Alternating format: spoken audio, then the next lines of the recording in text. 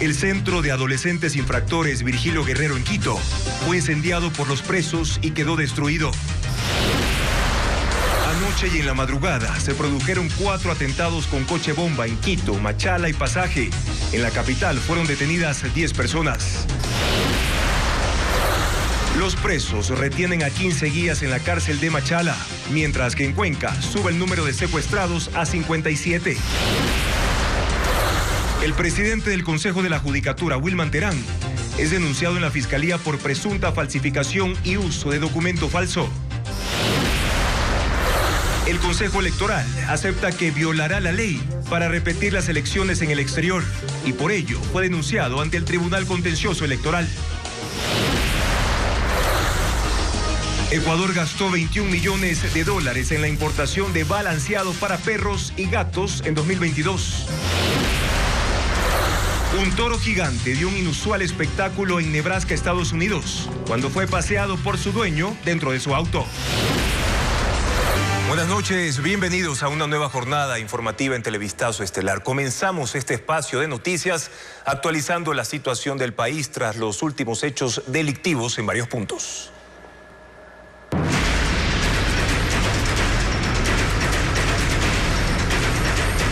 Cárceles, el control secuestrado.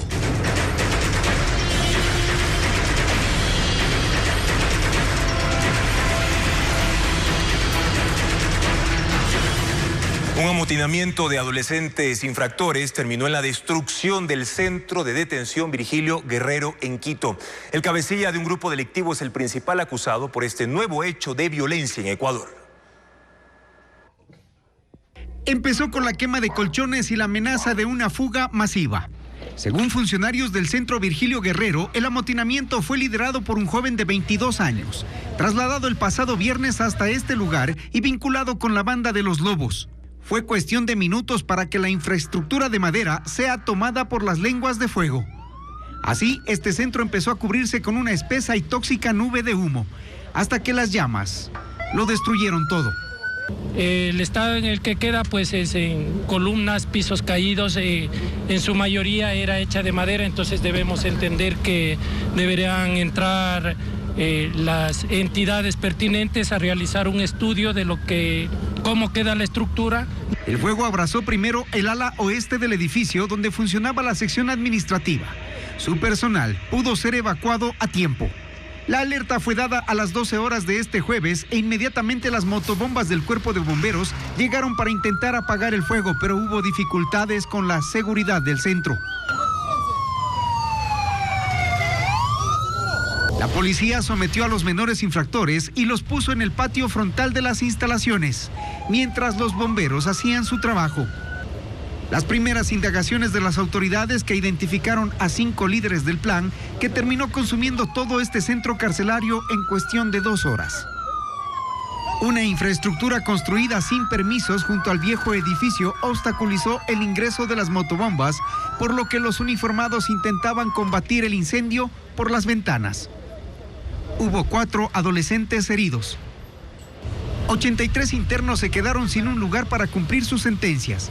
El servicio carcelario dispuso el traslado de todos ellos hasta la cárcel de Ibarra, en medio de un completo despliegue de seguridad. Mientras tanto, 15 guías de la cárcel de Machala en El Oro fueron retenidos este jueves, mientras en la prisión de Turi, en Azuay, la cifra de uniformados secuestrados aumentó a 57. Merlin Ochoa con más detalles.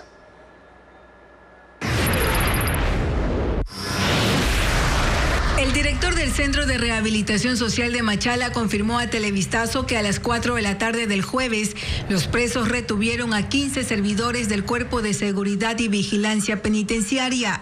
Sin embargo, no hay amotinamientos, pero nadie puede salir ni entrar a esa prisión.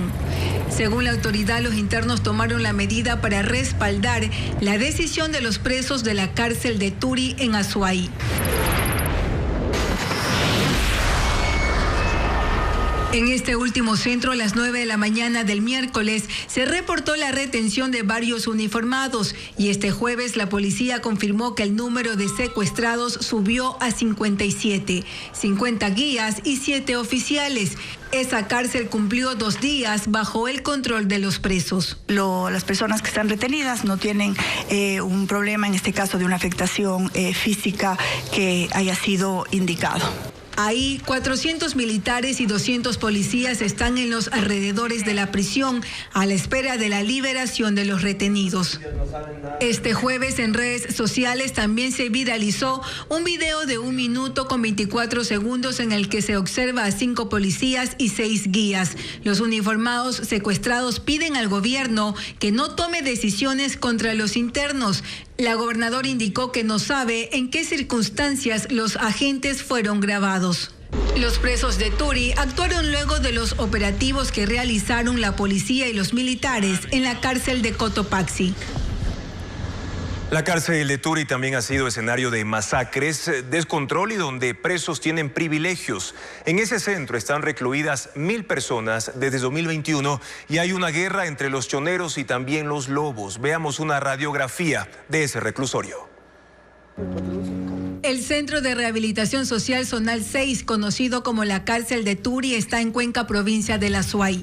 El 16 de febrero de este año, 7 agentes fueron retenidos en uno de los pabellones durante más de 1 hora, justamente cuando realizaban el cambio de guardia. Meses después, en abril del 2023, los privados de la libertad retuvieron a 20 guías penitenciarios en el área de máxima seguridad para pedir que se regresen a varios integrantes de la banda Los Lobos que están en otros centros. Los hechos violentos no son aislados. En el Turi se han registrado 2 masacres. La primera el 23 de febrero del 2021, donde 34 presos fueron asesinados tras un amotinamiento. Ese enfrentamiento tuvo relación con la muerte de Jorge Luis Zambrano, alias Rasquiña, cabecilla de los choneros, pues comenzaron las disputas por el control de los reclusorios con los lobos. La madrugada del 3 de abril del 2022 hubo la segunda masacre que dejó 21 fallecidos. Las luchas sangrientas son por el control para la venta y distribución de drogas. El Turi está controlado por los lobos, siendo esa cárcel su principal centro de operación criminal. Según la policía, esa banda está aliada con los tiguerones y con el cártel mexicano Jalisco Nueva Generación. En febrero del 2020 se difundió un video de presos nadando en el interior de un pabellón de máxima seguridad. Ellos habían llenado el patio con agua para transformarlo en una piscina. La cárcel fue construida en un terreno de 13 hectáreas en 2014. Su capacidad es para 2.700 presos, pero actualmente hay 1.000 distribuidos en los pabellones de mínima, mediana y máxima seguridad. 4 coches bomba detonaron en el país en menos de 5 horas. Las explosiones se registraron durante la noche de este miércoles en 2 cantones de la provincia del Oro y también en Quito. Hernán Higuera con el recuento de estos hechos. La violencia escaló en el país. En el centro norte de Quito, los delincuentes usaron autos robados cargados con cilindros de gas, combustible y dinamita. El reloj marcaba las 18:55 cuando un grupo de delincuentes abandonaron un vehículo pequeño y una motocicleta en la calle Robles y Amazonas, a pocos metros de la Secretaría Técnica de Drogas. Todo empezó como un incendio, pero en pocos segundos. Fueron 3 explosiones que asustaron y aturdieron a los testigos. Pero los policías apenas terminaban el peritaje y el levantamiento de evidencias, mientras a 6 cuadras del primer atentado estacionaban una camioneta doble cabina en el exterior de unas oficinas del servicio carcelario. Era la 1:30 de la madrugada cuando un transeúnte captó al automotor en llamas y se repitió el patrón. Explosiones seguidas, estruendosas. Nosotros estábamos en la reunión y una, después de un rato 2 y 3 fuertes. También esta camioneta estaba cargada con 2 tanques de gas, combustible, mecha lenta y tacos de dinamita. Nadie resultó herido, pero los delincuentes lograron dañar esta casa de confianza de la SNAI. Así amaneció Quito y una de sus zonas universitarias más transitadas. Ya con el día se pudo retirar Esquirlas. el techo de la camioneta que voló hasta una edificación vecina. Hubo 3 detenidos relacionados a la segunda explosión que fueron llevados a la unidad de flagrancia de la Fiscalía.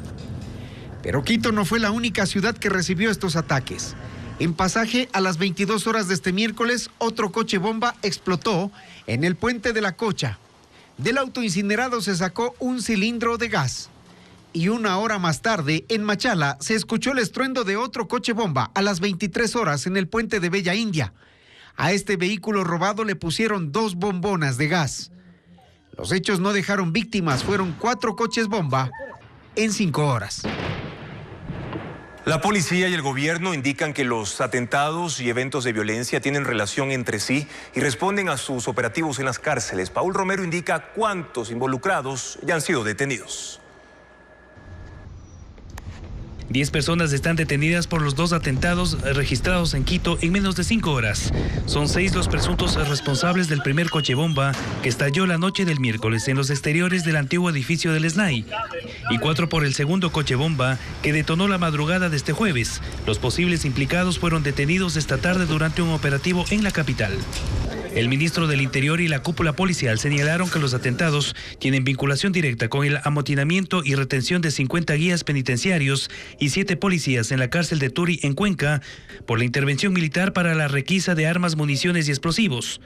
El comandante de la policía señaló que identificaron a una organización criminal como responsable de todos los hechos de violencia, pero no dio su nombre. Pidió a los jueces que dispongan la prisión inmediata de los 10 detenidos. Hoy están capturados. Tienen que ser juzgados como terroristas, tienen que ser sentenciados y ellos deberán pagar la pena por tratar de crear miedo y pánico en el país. 7 de los 10 implicados tienen antecedentes penales, 3 salieron con medidas sustitutivas hace 2 meses, mientras tanto que hace 15 días fueron detenidos nuevamente por robo y un juez archivó la causa y les dejó libres. ¿Hasta cuándo, señores, tenemos que seguir soportando la impunidad? La impunidad es el peor daño que le hace a la seguridad del país. La tarde de este jueves también fue detenida otra persona en Cotocollao, norte de la capital, con 2 granadas. Las autoridades están investigando si tiene vinculación con la ola de terror en la capital. Además, no se descarta que el incendio del centro de detención de adolescentes infractores en Quito, según el gobierno provocado por los internos, tenga relación con todos los atentados.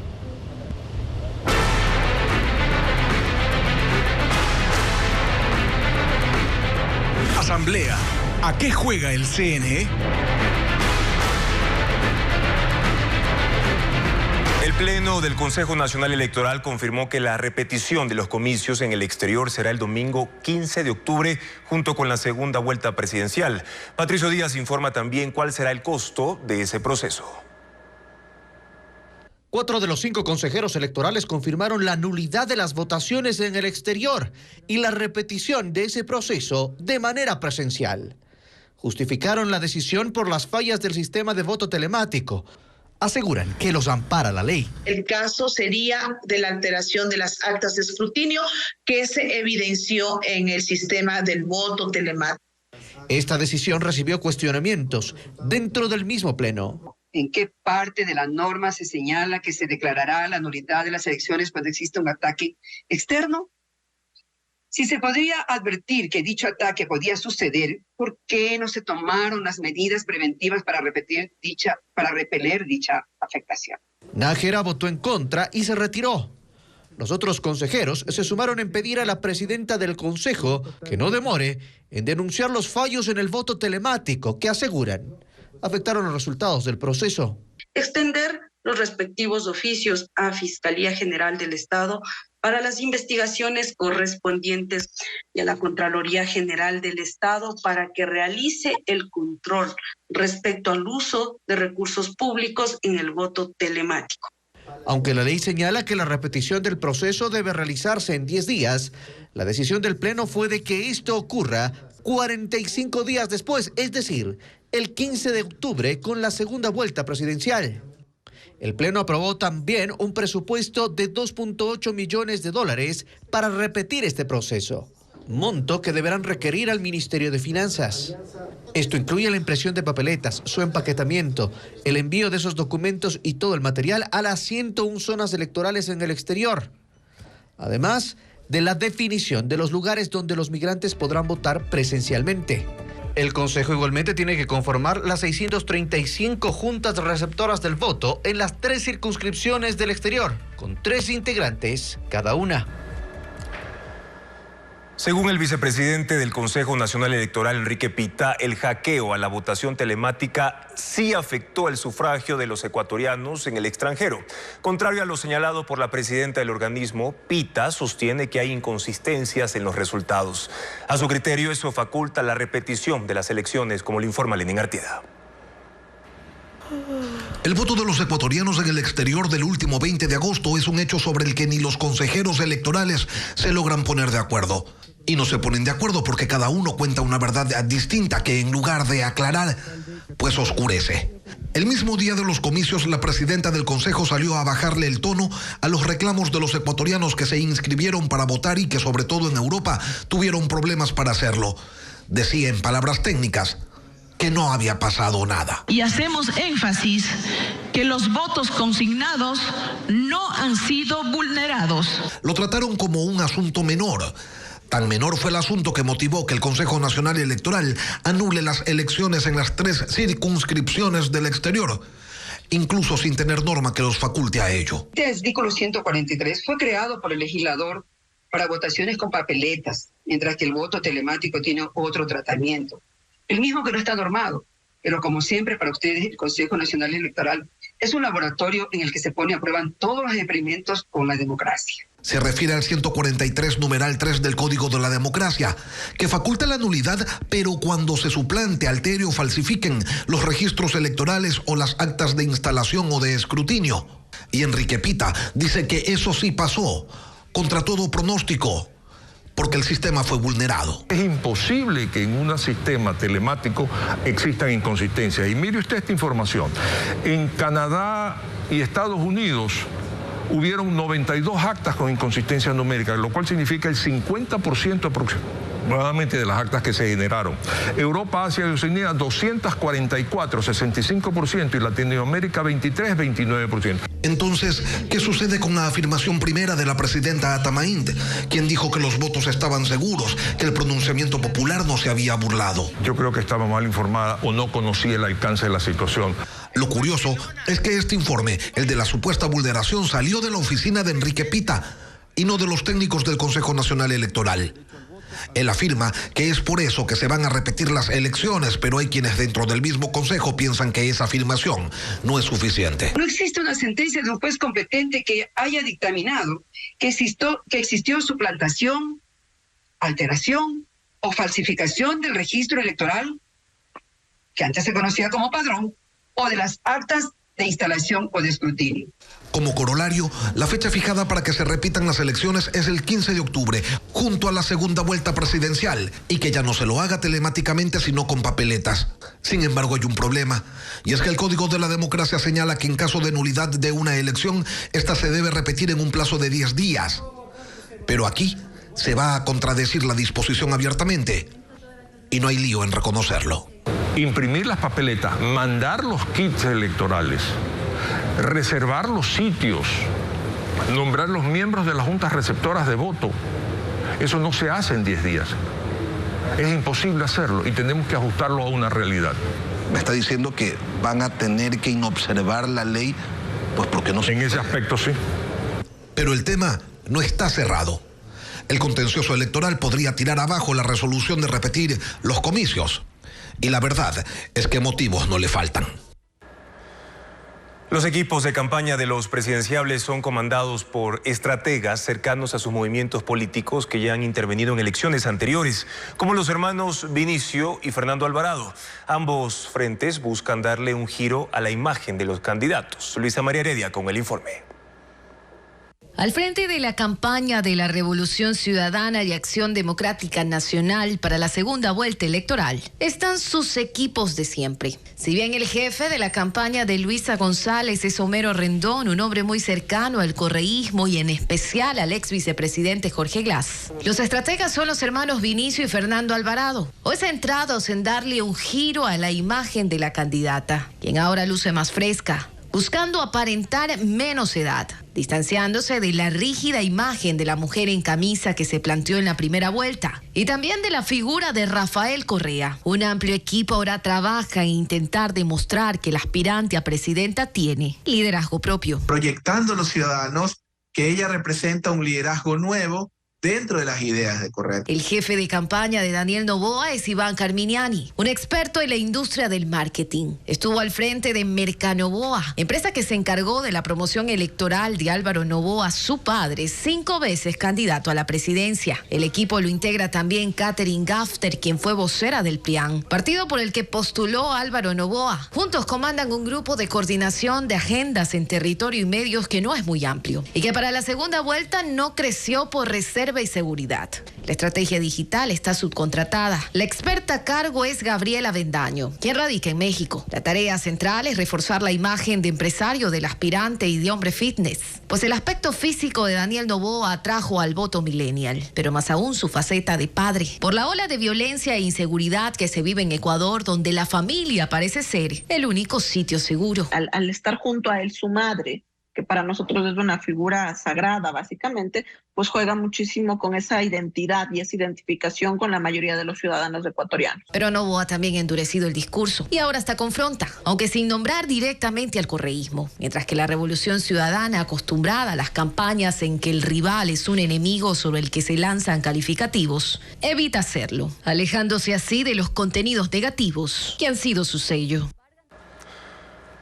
Los problemas al interior del Congreso de Guatemala continúan. Andrea Báez ya está con nosotros para describir la situación en la función legislativa de ese país. Andrea. Así es, Juan Carlos. Ahora el Congreso de Guatemala desconoce los diputados del partido Semilla del presidente electo Bernardo Arévalo. El legislativo tomó esa decisión en virtud de que el Tribunal de Elecciones suspendió provisionalmente al partido en el curso de una investigación por supuestas irregularidades en la inscripción de 5,000 adherentes cuando se fundó el movimiento hace 6 años. Bernardo Arévalo denuncia que son maniobras políticas.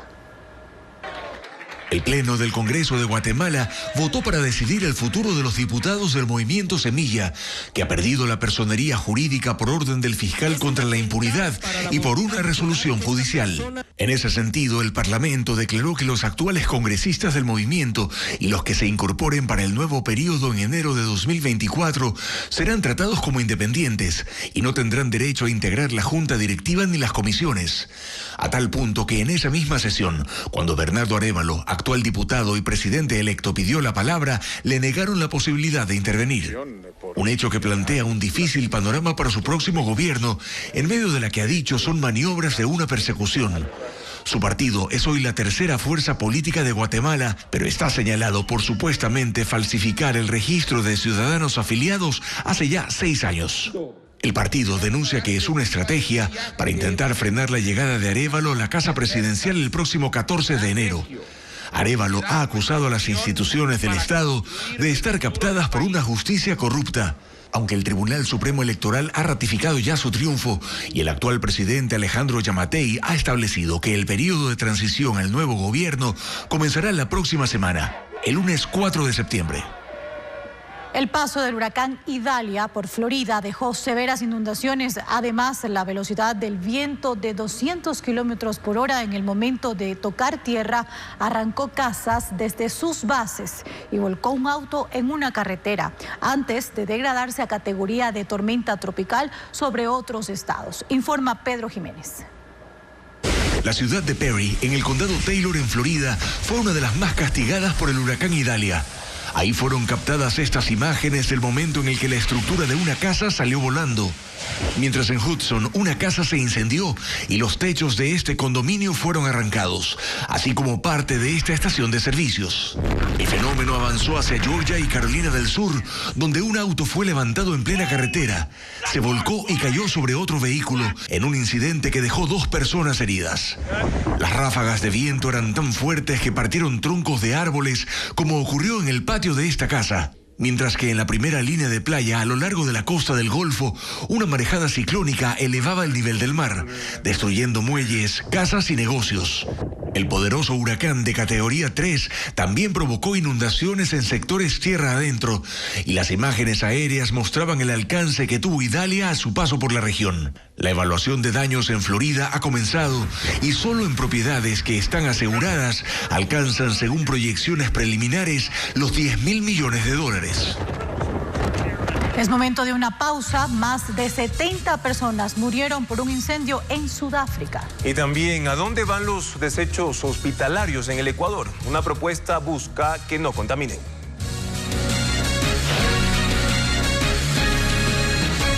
Abogados presentaron una denuncia en la Fiscalía en contra del presidente del Consejo de la Judicatura, Wilman Terán, y el vocal Javier Muñoz por el delito de falsificación y uso de documento falso. Ambos, más la secretaría del organismo, firmaron el acta de la cuestionada destitución del juez nacional Walter Macías. Jacqueline Rodas con los detalles.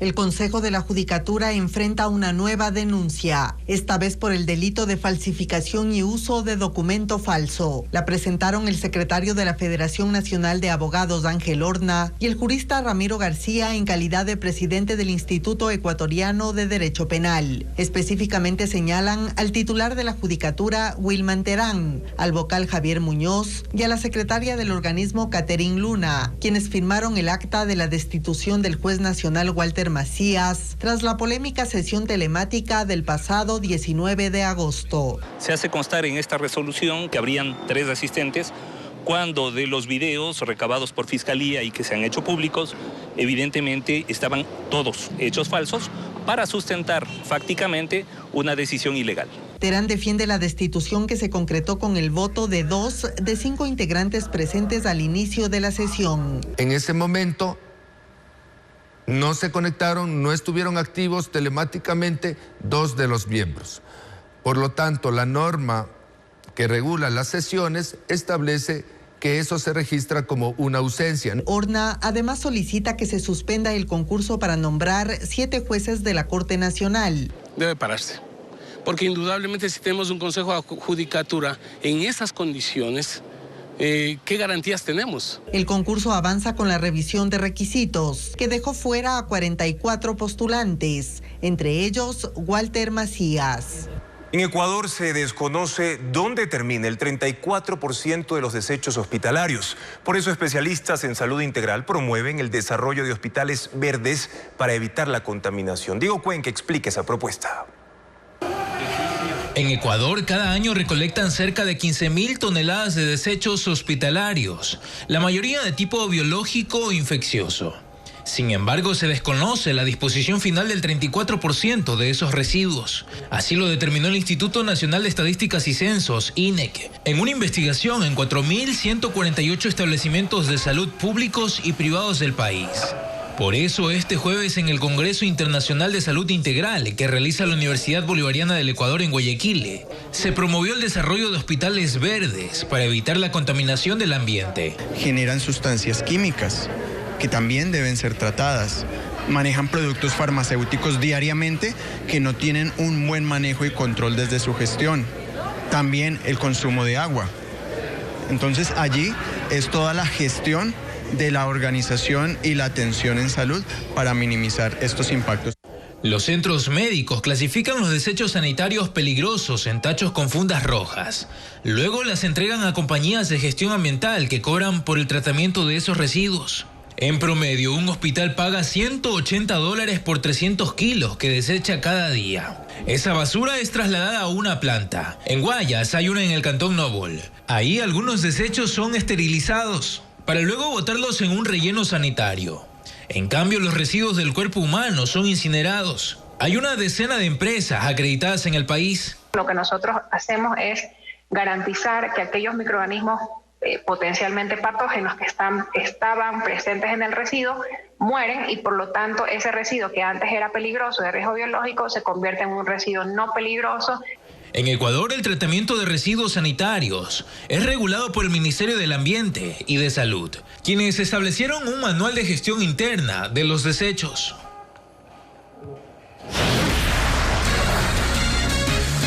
incendio dejó más de 70 muertos, incluidos niños, en Sudáfrica. Las imágenes al volver. Además, ¿cortaría su auto para llevar a su mascota? Un estadounidense lo hizo por su toro. La historia luego del corte.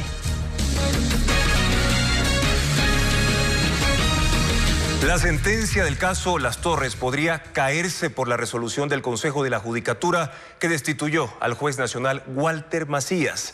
Jacqueline Rodas explica por qué. Las últimas actuaciones del Consejo de la Judicatura buscarían dejar en la impunidad el caso Las Torres, según la Fiscalía y el destituido juez Walter Macías. Un tribunal presidido por él condenó a 13 años de prisión por delincuencia organizada al excontralor Pablo Celi y a penas menores a otras 10 personas, entre ellas su hermano Esteban Celi. Fue él quien presentó la demanda que dio origen al proceso disciplinario que concluyó en la reciente sesión de la Judicatura que dejó fuera del cargo al juez nacional. La resolución concluye que desde el 8 de febrero Walter Macías no tenía competencia para actuar. La condena se dictó 2 días después, el 10 de febrero de este año. Esta decisión administrativa podría usarse para pedir la nulidad de la sentencia, que aún no está ejecutoriada. Restan los recursos de apelación y casación, donde todo podría cambiar. La fiscal Diana Salazar, que está a la espera de la fecha para formularle cargos al titular del Consejo de la Judicatura, Wilman Terán, y a los vocales Javier Muñoz y Maribel Barreno, advirtió que el caso Las Torres es uno de los 2 procesos donde se busca obstruir a la justicia. Mientras tanto, la acción extraordinaria de protección que podría devolverle el cargo al ex juez Macías se resolverá el próximo lunes en audiencia. 73 personas murieron por un incendio que arrasó un edificio de 5 pisos en Johannesburgo, Sudáfrica. El inmueble era utilizado por personas sin hogar. Entre las víctimas hay 7 niños. Un fatal incendio se desató esta madrugada en un edificio situado en el suburbio de Marshalltown de Johannesburgo, donde se refugiaban unas 200 personas sin hogar. Los bomberos sofocaron las llamas, pero aún hay humo en el interior. El fuego se propagó velozmente y testigos cuentan que vieron a algunos ciudadanos lanzándose por las ventanas para escapar. Los brigadistas hallaron 73 muertos. Además, reportan 56 personas heridas. 7 de las víctimas eran niños y el más pequeño tenía 1 año. Las autoridades consideran el uso de velas para iluminar el interior del edificio como una posible causa del incendio. El expresidente de Estados Unidos, Donald Trump, se declara inocente de las acusaciones por interferencia en las elecciones de 2020 en el estado de Georgia y se niega a comparecer en la audiencia de lectura de cargos. Trump enfrenta 13 delitos por intentar manipular el resultado electoral y revertir su derrota en ese estado, pero en un mensaje enviado hoy a la corte dijo: "Me declaro inocente". Trump y otras 18 personas están acusadas en este caso y la fiscal a cargo de la investigación ha pedido que el juicio se inicie en octubre de este año. En Níger, ex colonia francesa en África, la junta militar que hace un mes dio un golpe de Estado quitó la inmunidad del embajador francés, le retiró las credenciales y ordenó su expulsión. Una multitud rodeó el edificio diplomático en momentos en que las relaciones entre ambos países se han deteriorado, pues Francia no reconoce a la junta de gobierno. Los golpistas exigen además la retirada de 1.500 soldados franceses que operan en una serie de misiones en Níger. Y en Nebraska, Estados Unidos, un hombre que viajaba en un carro con un enorme toro Watusi a bordo fue detenido por la policía. Testigos alertaron a las autoridades del insólito incidente.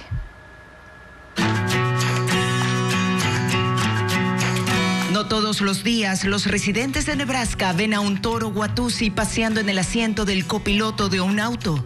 Por eso, 2 conductores llamaron a la policía de Norfolk para alertar de un hombre que llevaba a este animal, originario de África, que pesa 900 libras y tiene los cuernos más grandes de todos los bovinos. Para los oficiales no fue difícil dar con el conductor. El hombre dijo que el toro se llama Howdy Doody y está tan orgulloso de tenerlo que lo llevó de paseo. Por eso cortó la mitad del techo de su carro y amarró a su mascota a una cerca de metal que está adherida al vehículo. La policía le advirtió al chofer que no podía hacer eso y le ordenó que volviera a su casa. El primer ministro japonés Fumio Kishida y 3 ministros del gabinete comieron sashimi de pescado de Fukushima en un almuerzo el miércoles. Esto como parte de los esfuerzos por disipar las preocupaciones de seguridad tras la liberación de aguas residuales radioactivas tratadas en la planta de energía nuclear de Fukushima. Los grupos pesqueros rechazan esta gestión y China prohibió inmediatamente las importaciones de mariscos japoneses. El gobierno de Japón y el operador de la planta dicen que las aguas residuales radioactivas tratadas deben ser eliminadas, pues se han acumulado desde el accidente de marzo de 2011 tras el tsunami. 500 nuevos contribuyentes que realizan comercio mediante las redes sociales fueron ya identificados por el Servicio de Rentas Internas. 100 perciben ingresos anuales que superan los $300.000.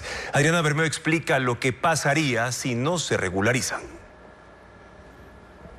El Servicio de Rentas Internas identificó 500 comerciantes que venden en redes sociales. De ellos, 393 están regularizados y tienen RUC. Esta primera fase de empadronamiento incluye a quienes comercializan computadores, teléfonos celulares, electrodomésticos, joyas, accesorios y ropa cuyos ingresos superan en casos $300.000 al año. Es donde debemos priorizar, obviamente, aquellas personas que tengan una mayor materialidad en lo que se refiere a sus ingresos, porque eso es lo que también va a representar más ingresos para el Estado ecuatoriano a nivel de recaudación.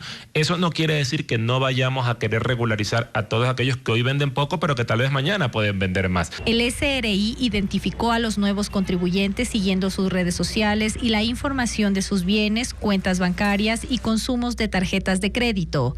Aquellos comerciantes que no tributen recibirán una llamada o correo electrónico. Y si no regularizan su actividad económica, se iniciará una auditoría y un proceso legal para obligar el pago con un 20% adicional al monto total del tributo como castigo.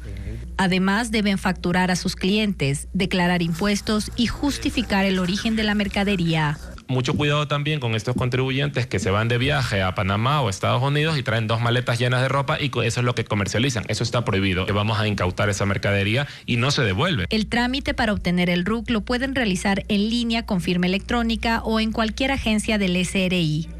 Las ventas por canales digitales en Ecuador se incrementaron un 20% con respecto al 2022. Según un estudio de la Cámara de Comercio Electrónico y la Universidad de Espíritu Santo, este año el monto alcanzará $4.254 millones. El cultivo de pepino dulce enorgullece a los carchenses en el norte del país. ¿A dónde lo exportan? Esta y más noticias al volver. La decisión del Consejo Nacional Electoral de repetir los comicios en el exterior fuera del tiempo que dispone la ley mantiene el cuestionamiento de constitucionalistas. Señalan al Tribunal Contencioso Electoral como el ente que deberá tomar medidas sobre las acciones del CNE. Patricio Díaz informa. La Ley Orgánica Electoral o Código de la Democracia dispone que en el caso de nulidad de un proceso electoral deberá repetirse en 10 días. Sin embargo, la decisión es que los comicios en el exterior se realicen el 15 de octubre, es decir, en 45 días. La decisión tiene cuestionamientos de juristas y constitucionalistas porque aseguran que se está vulnerando la ley. Generar una nulidad de votaciones es considerado como una falta muy grave y en ese sentido pueden ser sancionados con una multa que va entre los 21 a 70 salarios básicos unificados, cuestión que desde mi punto de vista ya se ha configurado. El Tribunal Contencioso Electoral requiere una denuncia para actuar. El documento ya fue entregado por Sociedad Patriótica y también será presentado por el Movimiento Construye. Ninguna otra entidad podría actuar, pues al estar en periodo de elecciones correrían el riesgo de ser destituidos. Ya en lo venidero, ya en lo posterior, podríamos entonces pedir la intervención de Fiscalía, mirar la intervención de otros actores. Ya son candidatos para un juicio político cuando se posesione la Asamblea Nacional. Ahora, lo que están esperando es justamente alargar los plazos que llegue el nuevo proceso electoral, que es en el 2025, y gozar de esa inmunidad electoral que les evita cualquier tipo de proceso de control político. Pero ¿qué pasa si la elección de asambleístas nacionales y del exterior se realiza el 15 de octubre? Podrían haber impugnaciones, recursos legales y otras acciones basadas en el incumplimiento de la ley. Cualquier acto de autoridad administrativa o autoridad judicial que sea violatorio a lo que expresamente determina la ley podría inclusive llevar a que haya en lo posterior una responsabilidad internacional de las Cortes Internacionales en contra del Estado. La repetición del proceso pone en juego 6 curules que al momento irían 3 para Construye y 3 para la Revolución Ciudadana, además de la posibilidad de cambios en la designación de asambleístas nacionales. El movimiento Construye presentó a la Fiscalía una denuncia por presunto delito y usurpación de funciones de la Junta Electoral del Exterior al haber declarado la nulidad en las elecciones en las 3 circunscripciones de esa jurisdicción. Carla Cruz, candidata asambleísta por el exterior, indicó que esa Junta no tenía facultad legal para definir aquello, sino el Pleno del Consejo. Además, precisó que esa decisión vulnera los derechos de los migrantes que participaron el domingo 20 de agosto en el proceso electoral mediante el voto telemático.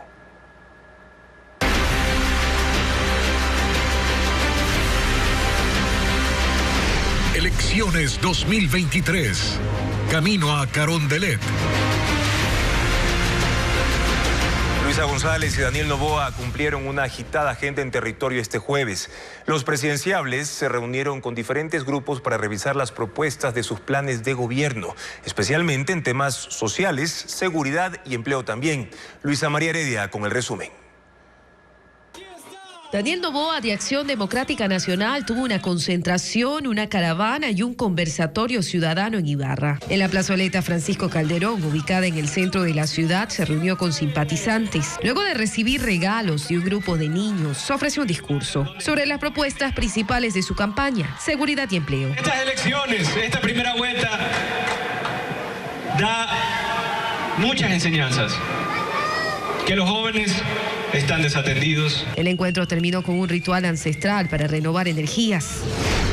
Luisa González del Movimiento Revolución Ciudadana, en cambio, estuvo en Pichincha. En Quito se reunió con un grupo de profesionales del sector de la salud con quienes abordó diferentes temas sociales. Todo se relaciona.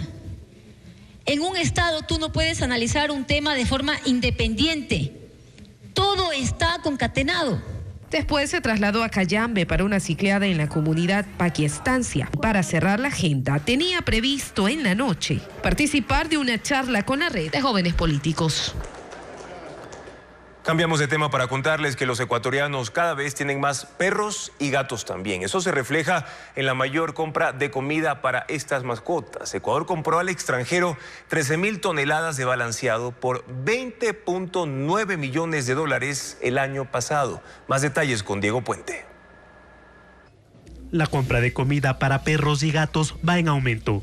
En 6 años se duplicó la importación de este producto. En el 2017, Ecuador compró un aproximado de 7.700 toneladas. Y en el 2022, las importaciones llegaron a las 13.200 toneladas de balanceados, lo que representó $20.9 millones según datos proporcionados por FedExport. En las bodegas del mercado mayorista en Quito, donde se comercializa este producto, indican que los hogares gastan cada vez más en sus mascotas. Hace 20 años esta bodega comercializaba 2 marcas y ahora tiene más de 30 opciones. Hay comida básica, hay comida premium, hay comida super premium, hay alimento húmedo, hay galletas, hay un sinnúmero de opciones para las mascotas. El aumento va acompañado de nuevos estilos de vida. Los hogares ecuatorianos que prefieren tener animales domésticos en lugar de hijos es una tendencia creciente. También hay personas solitarias que tienen en un perro o un gato compañía. En la última encuesta nacional de ingresos y gastos del INEC, en el país se registraron 545.152 hogares con mascotas. La reforma tributaria implementada este año permite que los alimentos para perros y gatos entren en la deducción del impuesto a la renta. La medida ha beneficiado al sector. Por eso la tendencia de importaciones se mantiene al alza. En el primer semestre de este año se han destinado 10,7 millones para la compra de 5.600 toneladas, sobre todo a mercados de Perú, Colombia y Estados Unidos. En Carchi se produce pepino dulce de exportación. Ha conquistado al mercado internacional por su calidad y sabor gracias a que se cultiva a 2.700 metros de altura. Actualmente 4 toneladas de pepino son enviadas desde Ecuador por vía aérea y marítima a Norteamérica, pero también al continente europeo. Exportar a Estados Unidos, Canadá y España el pepino dulce, también denominado como pepino melón, una fruta poco conocida en el extranjero, fue el propósito del empresario carchense Jairo Erazo. Él manifiesta que no fue fácil conquistar ese mercado, pero en alianza con 4 agricultores y una exportadora, tras 2 años obtuvo el primer pedido que empezó con 60 kilos en un mes. Luego fue incrementando a 4 toneladas semanales de esta fruta que tiene propiedades diuréticas y vitamina A y C. La ubicación de los sembríos a 2.700 metros sobre el nivel del mar en la comunidad de los Andes y Cuesaca del Cantón Bolívar en Carchi hace que el pepino concentre mayor cantidad de agua y fibra, por lo que es apetecida en el extranjero. En el mercado nacional están de 8 a 10 pepinos $1, a diferencia de lo que puede llegar a costar a Estados Unidos un pepino de alrededor de $4 a $5 cada uno. Uno de los agricultores de esta fruta es Julio Oviedo. Él cosecha de 800 a 1.000 kilos cada semana. Tiene 2 hectáreas de terreno, ha sembrado 12.000 plantas y espera llegar hasta las 16.000 hasta diciembre. Claro, en la pandemia el dueño vendió las florícolas y quedamos sin trabajo. Con una poca liquidación que me dio y otros recursos avancé a comprar esta tierra. Para cultivar esta fruta, los 4 agricultores que participan en este proyecto apuestan al uso de materia orgánica para una producción libre de químicos. 40 jóvenes emprendedores reciben capacitaciones en Quito. El proyecto es parte de un plan piloto del Ministerio de Inclusión Económica y Social. El objetivo es implementarlo a escala nacional. Maritza desde hace 6 meses confecciona ropa interior para mujeres. Se percató que en la oferta de la mayoría de tiendas se priorizaba las tallas estándar. Por eso decidió dar un giro a su negocio. Es parte del grupo de 40 jóvenes beneficiarios de un proyecto que impulsa emprendimientos y reciben capacitación. Dijeron, si tú te quieres poner un mercado de ropa, todo mundo, mucha gente tiene ese mercado. ¿Qué vas a hacer tú, la diferencia, para ganar ese mercado, esos posibles clientes? Mi plus es las tallas grandes. Aaron es otro de los beneficiados. Se capacita para mejorar la venta de sus productos, pan y galletas de quinoa. Nos enseñan sobre lo que es esto del marketing, de cómo llegar a generar más público a través de las redes sociales. Por el momento no estamos explorando en mi emprendimiento eso, ya que estamos enfocándonos más en el voz a voz. Esta iniciativa es impulsada por el Ministerio de Inclusión Social, destinada a personas de 18 a 29 años. Se explica a los participantes cómo deben asociar su realidad y entorno social con lo que quieren emprender. Las clases son gratuitas y se imparten 3 días a la semana. Damos seguimiento al emprendedor, al emprendimiento para ir cumpliendo con parámetros los cuales nos puedan determinar el éxito de este proyecto. Los participantes recibirán un certificado y presentarán sus productos en ferias de emprendimientos. Ahora una historia de superación. Una docente esmeraldeña de 33 años ganó el premio Maestra del Año. El don de servicio lo tiene desde la infancia y un tío la incentivó a seguir esa profesión. Ahora conozcamos más de su historia con Elena Velasco. Ella es Alexandra Angulo Ferrín, de 33 años. Es una profesora esmeraldeña que fue reconocida como la maestra del 2023 en el 15º Concurso Nacional de Excelencia Educativa de FIDAL. Destacó con su proyecto Voces que dejan huella, una serie de cuentos desarrollada junto a 30 estudiantes de 3er año de educación básica de la provincia Verde. Las historias en audio superaron a otros 94 competidores. Esta es solo una muestra de su ardua tarea. Su jornada arranca antes del amanecer. A las 4 de la madrugada alista a sus 3 hijos de 4, 11 y 15 años de edad. A las 7 sale hacia la unidad educativa fiscomisional Cristo Rey, donde es tutora de 36 alumnos de entre 7 y 8 años. El amor por la docencia le vino en la sangre. Uno de sus tíos era docente y la incentivó al notar su don de servicio. Alexandra es amante del cine y la lectura. En su tiempo libre, cuando no está haciendo eso, sigue cursos de tecnología o metodologías pedagógicas en su computadora. Ya tiene 11 años de trayectoria, es licenciada en Ciencias de la Educación y tiene una maestría en Innovación en Educación en la Pontificia Universidad Católica del Ecuador. Ha dado clases tanto en el Cantón Atacames como en Esmeraldas. Es importante que los maestros tengamos una buena salud mental para saber orientar a nuestros estudiantes, porque muchas veces ellos llegan con inquietud o con temor y dicen, señorita, anoche hubo un tiroteo, señorita, no pude dormir. Entonces siempre debemos tener ese amor, esa palabra de esperanza de que todo va a cambiar. Ella reconoce que ser maestra en una de las provincias más peligrosas del país es un desafío.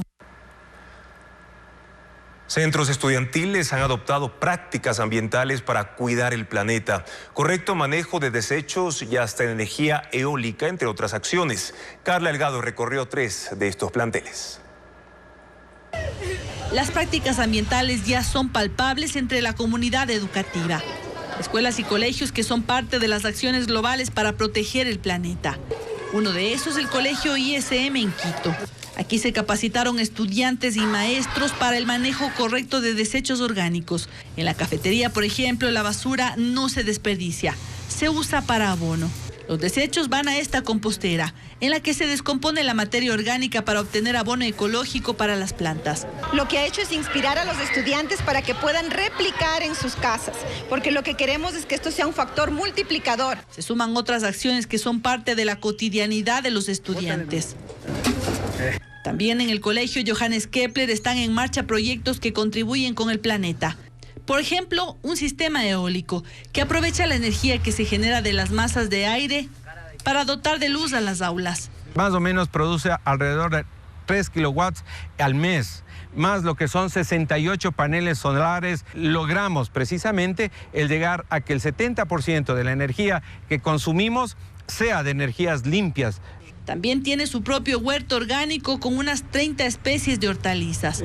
O este biodigestor cargado con residuos orgánicos que salen del plantel, que se descomponen y generan biogás para cocer los alimentos. Otros que hicieron un cambio son docentes y alumnos del colegio alemán. Las cubiertas tienen paneles solares. La idea es aprovechar la energía del sol que llega a las aulas y hasta la piscina. Para nosotros como colegio creo que tenemos una obligación de instruir no solo a alumnos, sino a la comunidad para tratar de que los recursos naturales no sean desperdiciados. También se ha generado conciencia sobre el uso del plástico. Ningún estudiante compra productos con botellas de este tipo. Cada uno lleva su envase para el agua. Acciones concretas desde el ámbito educativo. 45 platos tradicionales se exhiben en el Festival de Sopas. El evento se extenderá hasta el 10 de septiembre y busca destacar la identidad gastronómica de los países participantes, como lo explica Vanessa Robles en el siguiente reportaje. Si la comida es la identidad de un país, en este Festival de Sopas, 45 platos de 10 naciones se encontrarán en la mesa de quienes deseen degustarlas. Entre los tradicionales platos constan caldo de gallina, biche de pescado y camarón, caldo de salchicha, también caldo de salchicha de cangrejo, y no podía faltar la segunda mejor sopa del pescado del mundo, el encebollado. Para los extranjeros es una forma de poder ver el panorama tan amplio que tienen, de utilizar ingredientes que son endémicos, de utilizar técnicas que son endémicas y consiguen sabores muy únicos. Desde Estados Unidos llega clam chowder, o sopa de almejas, una receta que tiene fondo de pescado con vino y se sirve dentro de un pan. Pero también desde España llegó el gazpacho andaluz, una sopa fría con aceite de oliva, vinagre, agua, hortalizas crudas, tomate y pepino. Finalmente, como propuesta nacional y ganadora del primer premio en un festival en París, está la 7 mares. Tiene 7 verdes distintos y rellena de 7 mariscos distintos. No la mejor sopa del mundo en Cial de París, pero sobre todo nos hizo el sincretismo sociocultural entre los pescadores, los montubios. Este evento se realiza en el Mercado del Río, ubicado en el Malecón 2000, y busca posicionar al país en la plataforma gastronómica de la cocina en el mundo. Según el libro Sopas, la identidad del Ecuador, en el país hay más de 4.000 identificadas.